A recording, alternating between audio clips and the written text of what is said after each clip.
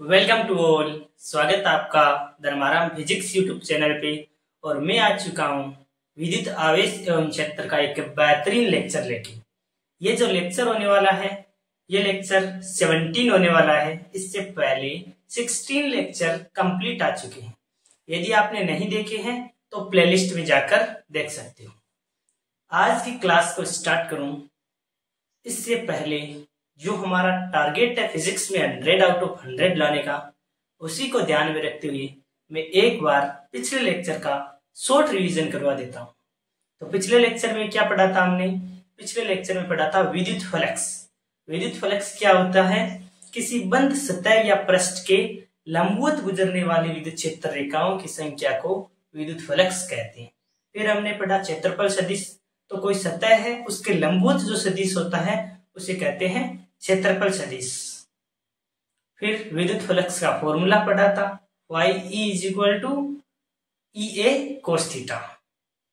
उसके बाद आज के लेक्चर में हम क्या पढ़ेंगे? तो आज के लेक्चर में हम पढ़ेंगे आवेश घनत्व। आवेश घनत्व का उपयोग कहाँ होता है?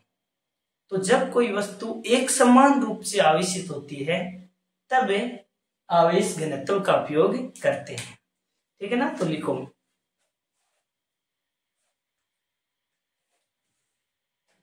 जब कोई वस्तु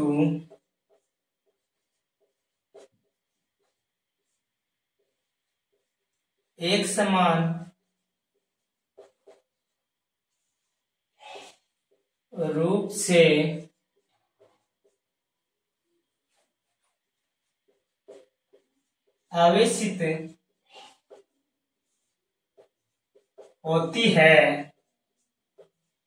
है तो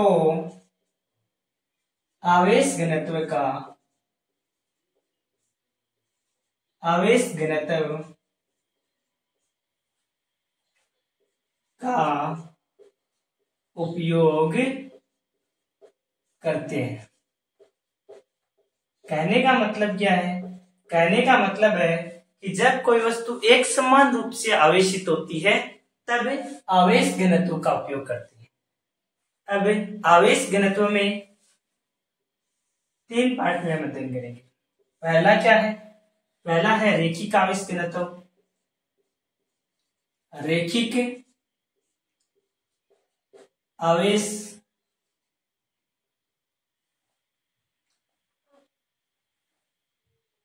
रैखिक आवेश घनत्व।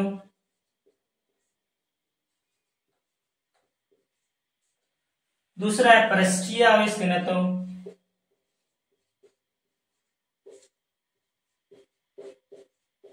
पृष्ठीय आवेश घनत्व। और जो तीसरा आता है वह है आयतनीय आवेश घनत्व। आयतनीय आवेश घनत्व। तो जो रैखिक आवेश घनत्व होता है इससे हम किससे निरूपित करते हैं? तो इससे हम निरूपित करते हैं लैम्डा से। और जो पृष्ठीय आवेश घनत्व होता है इसे सिग्मा से। और जो आयतनीय आवेश घनत्व होता है इसे रो से लिखते हैं। यहां तक आपको क्लियर समझ में आया? अब देखो, नॉर्मल चीजें रैखिक आवेश घनत्व, पृष्ठीय आवेश घनत्व और आयतनीय आवेश घनत्व 1 बाय 1 डिस्कस करते हैं। तो सबसे पहले लिखो रैखिक आवेश घनत्व। रैखिक आवेश घनत्व लैम्डा से निरूपित करते हैं, तो लैम्डा लिख दिया। तो रैखिक आवेश घनत्व क्या होता है? तो परिभाषा लिखोगे, एकांक लंबाई पर आवेश की मात्रा को रैखिक आवेश घनत्व कहते हैं। ठीक है ना? क्या है? एकांक लंबाई पर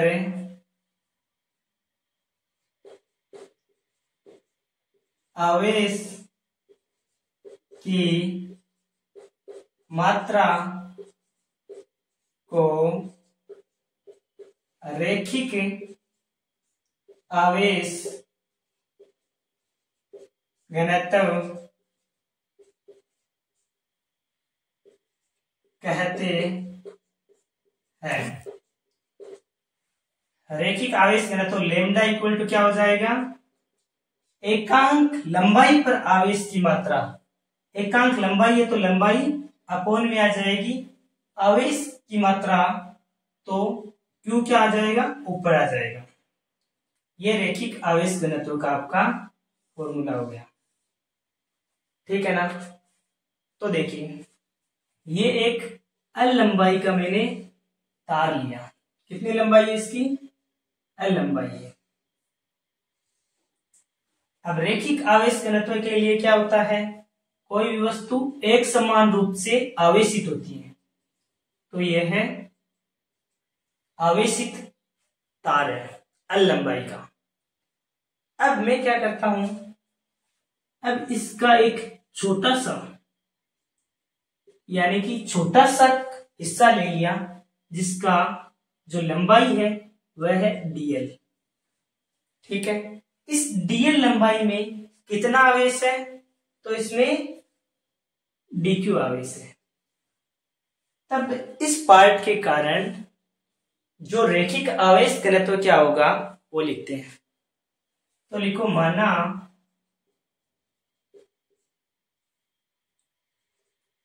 dl लंबाई पर कुल आवेश dq है, तब रैखिक आवेश घनत्व लेमडा क्या हो जाएगा, लेमडा देखिए q की जगह dq, क्योंकि इस भाग में dq आवेश माने है।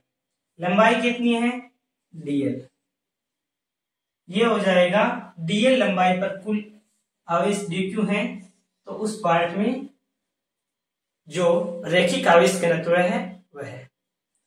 अब रैखिक आवेश घनत्व है, इसका मात्रक क्या होता है और विमा क्या होती है।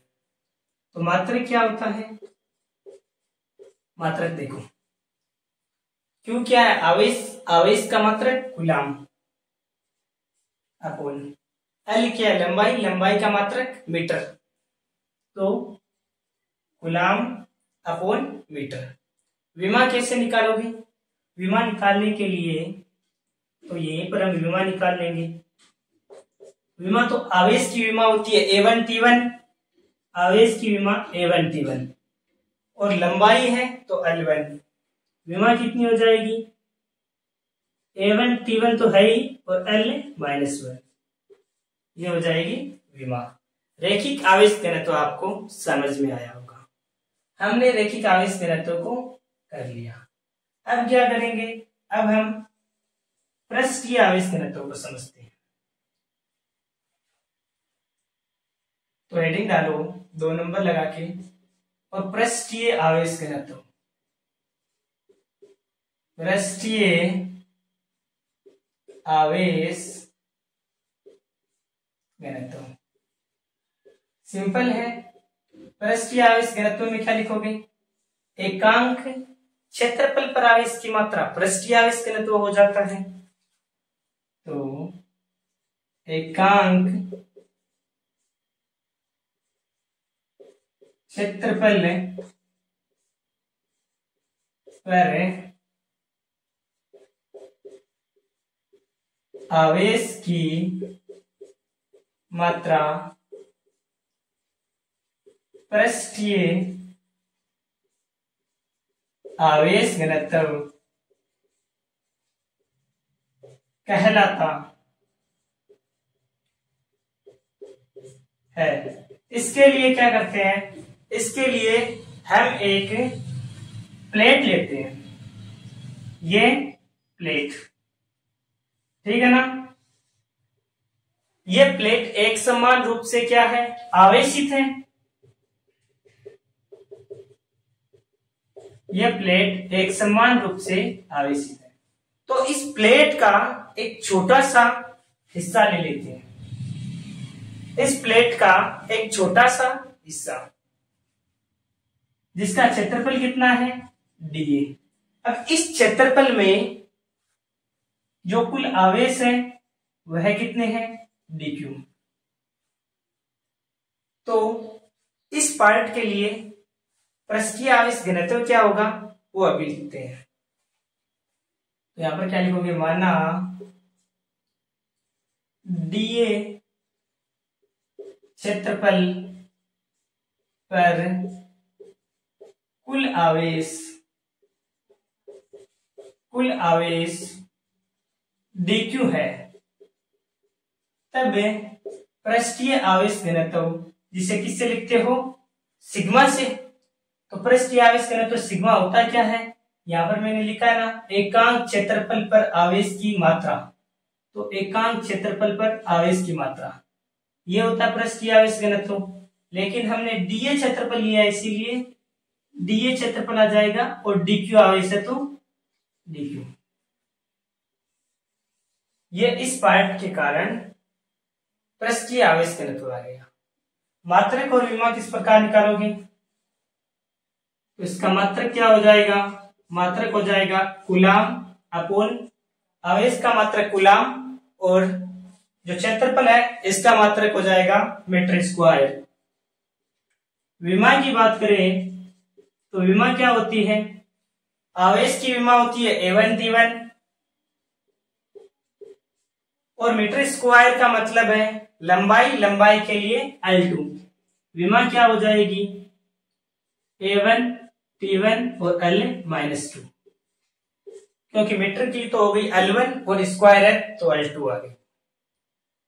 हमने रेखिक आवेश घनत्व समझ लिया, पृष्ठीय आवेश घनत्व समझ लिया, अब हम आयतनीय आवेश घनत्व को समझते हैं। ये दोनों इंपॉर्टेंट है, हम आयतनीय आवेश घनत्व को भी समझ लेते हैं साथ के साथ ही, ठीक है ना। तीनों के तीनों आपके क्लियर हो जाएंगे।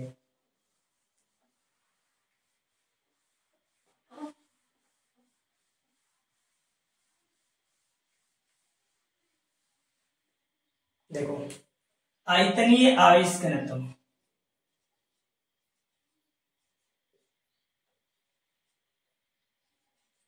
आयतनीय आवेश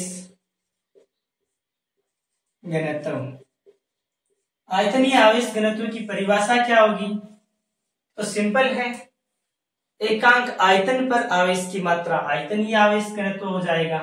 इससे डिनोट किससे करते हो, तो रो से लिखो एकांक आयतन में आवेश की मात्रा क्या होगी, आयतनीय आवेश घनत्व कहलाती है, आयतनीय आवेश घनत्व कहलाते हैं। तो रो इक्वल टू क्या हो जाएगा फॉर्मूला, एकांक आयतन यानी कि V, एकांक आयतन में आवेश की मात्रा तो rho equal to Q upon V। अब आयतनीय आवेश घनत्व के लिए हम क्या करते हैं, एक घन लेते हैं, ठीक है। ये घन क्या है, तो घन एक समान रूप से इस प्रकार आवेशित है। इस घन का एक छोटा सा हिस्सा ये ले लिया जिसका आयतन कितना है, dV आयतन है।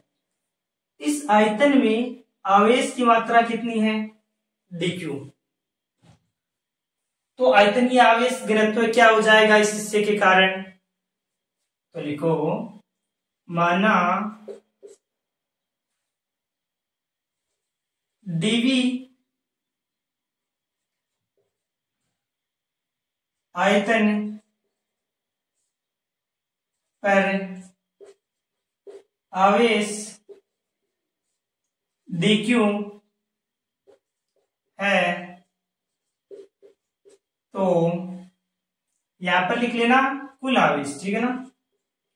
कुल आवेश dq है, तो आयतनीय आवेश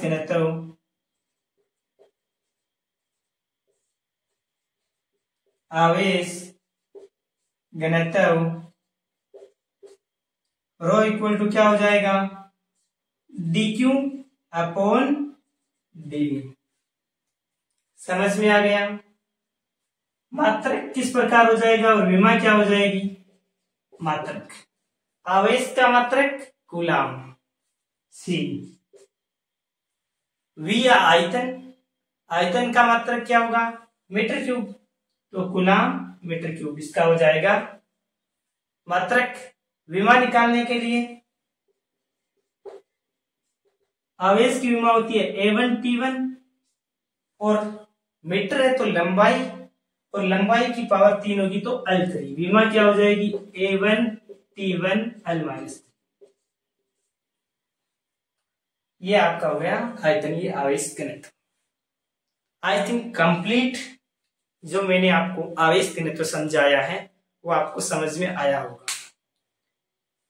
एक बार फिर से रिवाइज करवा देता हूं। आवेश घनत्व होता क्या है, तो जब कोई वस्तु एक समान रूप से आवेशित होती है तो आवेश घनत्व का उपयोग किया जाता है। 3 प्रकार पढ़े।